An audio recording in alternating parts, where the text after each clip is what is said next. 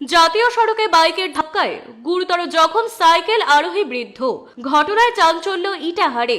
শুক্রবার রাত 9:15 নাগাদ আহত বৃদ্ধকে রায়গঞ্জ মেডিকেল কলেজ হাসপাতালে ভর্তি করা হয়েছে। পরিবার সূত্রে জানা গেছে, আহত বৃদ্ধের নাম মোহাম্মদ কলিমুদ্দিন, বয়স আনুমানিক 71 বছর, বাড়ি ইটাহারের বিধিবাড়ি এলাকায়। পরিবারের অভিযোগ, প্রতিদিনের মতো ওই বৃদ্ধ গতকাল রাতে সাইকেল নিয়ে ইটাহার চৌরাস্তা থেকে সাইকেল করে বাড়ি ফিরছিলেন। পথে 12 নম্বর জাতীয় সড়কে একটি দ্রুতগামী বাইক তাকে ধাক্কা মারে। ঘটনায় গুরুতর জখম হয় ওই সাইকেল আরোহী বৃদ্ধ। তাকে উদ্ধার করে প্রথমে ইটাহার স্বাস্থ্য কেন্দ্রে এবং পরে চিকিৎসকদের পরামর্শে রায়গঞ্জ মেডিকেল কলেজে ভর্তি করা হয়। এদিন এ বিষয়ে আহত বৃদ্ধের ছেলে রকবুল বক্স বলেন, আপনার নাম?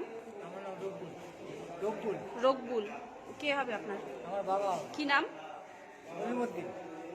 খলিমুদ্দিন। অলিমুদ্দিন। খলিমুদ্দিন। বয়স কত? বয়স 71। 71 বছর বয়স। বাড়ি কোথায়? বাড়ি বিধিবাড়ি। কি কোথায় হলো অ্যাক্সিডেন্ট? কিভাবে হলো? কোন জায়গায়? চৌরাস্তায়। চৌরাস্তায়। কিসের সাথে কিভাবে?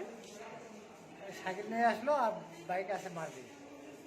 জাতীয় সড়কের উপরে বাইকটা ধরা পড়েছে? হ্যাঁ, বাইকটা কোথায় যাচ্ছিলেন?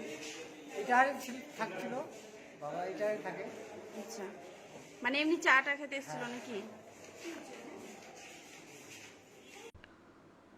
রায়গঞ্জ থেকে বিথিকা পালের রিপোর্ট, কুলিক নিউজ।